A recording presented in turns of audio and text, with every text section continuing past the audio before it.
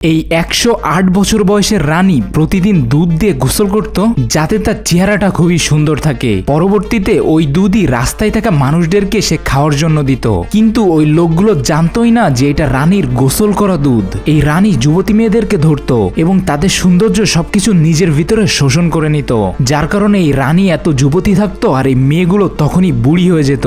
এই সবকিছু শুরু হয়েছিল তখন যখন রাজা এই মেয়েকে একদিন একটা পুরনো গাড়ির ভিতরে খুঁজে পায়। তার চেহারা দেখে রাজা মুগ্ধ হয়ে যায় এবং তাকে বিয়ে করে। বিয়ের প্রথম রাতে রাজাকে এই শয়তান রানী মেরে ফেলে। আস্তে আস্তে সে পুরো রাজ্য দখল করে নেয়। তার কাছে একটা আয়না ছিল, যখন সে তার আয়নার কাছে প্রশ্ন করে যে পৃথিবীতে সবথেকে সুন্দর দেখতে কে, অনেক বছর আয়নাটা রানীর নামই বলতো, কিন্তু আয়না হঠাৎ একদিন একটা অন্য মেয়ের কথা বলে যে এই রানীর থেকেও বেশি সুন্দর ছিল। তো এই কারণে রানীর অনেক রাগ হয় আর মেয়েটাকে জেলের ভিতরে বন্দি করে দেয়। অনেক বছর পার হয়ে যায়। একদিন এই আয়নায় রানীকে বলে যে এই সুন্দর দেখতে মেয়েটা দিলটা যদি নিয়ে এসে খেতে পারে তাহলে রানী চিরজীবন বেঁচে থাকবে এবং এমন সুন্দরী থাকবে। তো এই কারণে শয়তান রানী প্ল্যান করে সে এই মেয়েকে মেরে ফেলবে এবং তার দিলটা খাবে। তো বন্ধুরা, আসলে কি রানী এই মেয়েকে মারতে পারবে? এটা জানার জন্য চ্যানেলটাকে সাবস্ক্রাইব করো।